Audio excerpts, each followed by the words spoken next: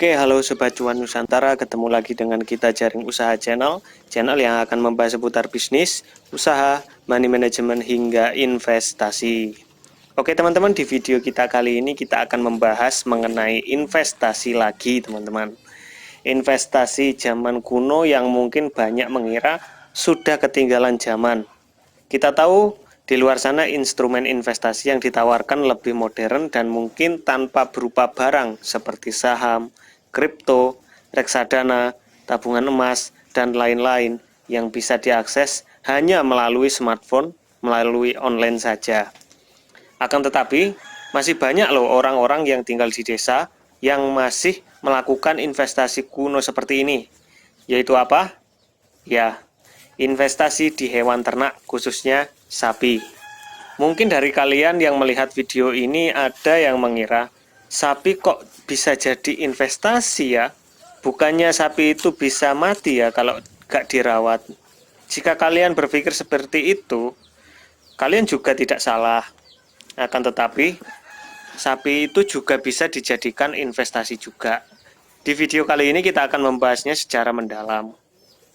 Nah, di desa saya masih banyak orang-orang yang masih menganggap bahwa hewan ternak itu, khususnya sapi, itu sebagai tabungan yang berjalan. Hasil dari mereka bekerja setiap hari, itu ditabung, dikumpulkan, nantinya akan dikunci dengan dibelikannya sapi, baik itu sapi jantan ataupun sapi betina. Biasanya, kebiasaan ini turun-temurun dari setiap generasi ke generasi selanjutnya. Dengan mempunyai sapi, orang-orang di sini minimal mempunyai tabungan ketika ada keperluan mendadak atau tabungan darurat.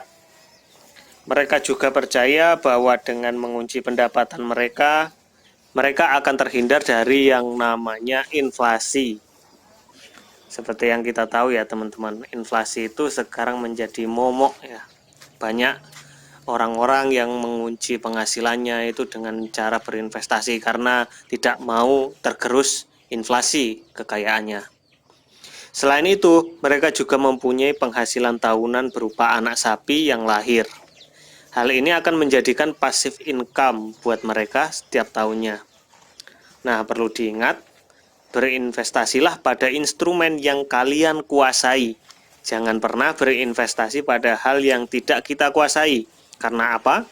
Resiko kehilangan uang kita itu akan semakin besar jika kita taruh uang kita di instrumen investasi yang tidak kita kuasai. Oke teman-teman, kali ini kita akan membahas sapinya Pak Sarip yang ada di Desa Wonosobo, Kabupaten Banyuwangi.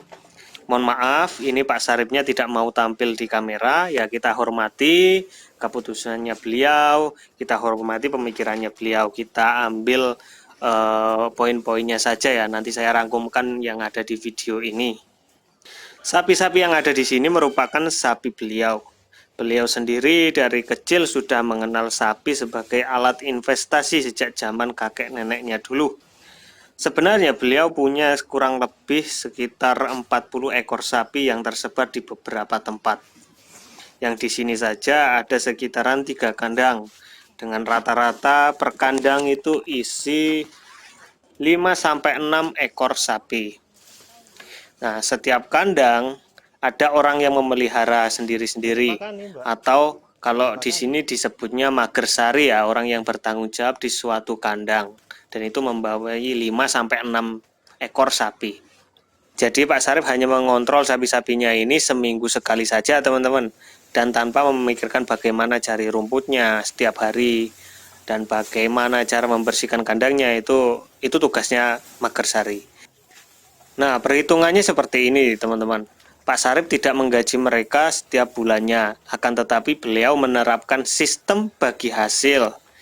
Jika fokusnya breeding, maka anak pertama menjadi bagiannya Pak Sarip. Nanti di anak sapi yang kedua itu menjadi bagiannya magersarinya atau penjaganya.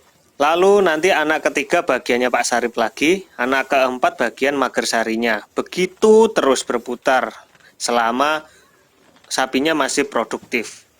Jika sapinya jantan, biasanya Pak Sarip akan membelinya masih anakan atau sapi yang kurus. Nah, di sini dibesarkan dan digemukkan, teman-teman. Jika sudah besar dan gemuk, kemudian dijual. Hasil dari penjualan tersebut dikurangi modal awal, lalu labanya nanti dibagi rata dengan magersarinya 50-50, jadi 50 magersari, 50% magersari, 50% ke Pak Saripnya. Bagaimana pendapat sobat-sobat sekalian? Apakah model investasi seperti ini worth it untuk kalian? Atau ada model manajemen lain yang bisa diterapkan mengenai investasi sapi seperti ini? Silakan tulis di kolom komentar ya teman-teman. Tentu saja semua investasi itu memiliki profil risikonya masing-masing, khususnya dalam berinvestasi sapi ini. Risiko kematian itu juga ada, ya namanya kita investasi pada hewan, ya kan? Hewan juga bisa mati. Sudah 15 tahun berinvestasi dan berkecimpung di sapi, Pak Sarip alhamdulillah tidak pernah mengalami kematian pada sapi-sapinya, teman-teman. Ya kita doakan semoga jangan sampai ya terjadi seperti itu. Meskipun beberapa tahun yang lalu ada wabah penyakit kuku dan mulut pada sapi-sapi, ya kemarin ya sempat heboh ya, banyak tersiar di media sosial, banyak juga yang ditayangkan di TV, banyak orang-orang peternak-peternak itu yang nangis karena sapinya mati terkena penyakit kuku dan mulut. Bersyukurnya di sini dapat teratasi dengan baik dan tidak mengalami kematian seperti itu, teman-teman. Kuncinya, ketika saya tanya ke beliau, apa sih kuncinya untuk menjadi investor atau pebisnis ya, pebisnis sapi yang sukses seperti ini dan terhindar dari wabah penyakit seperti itu?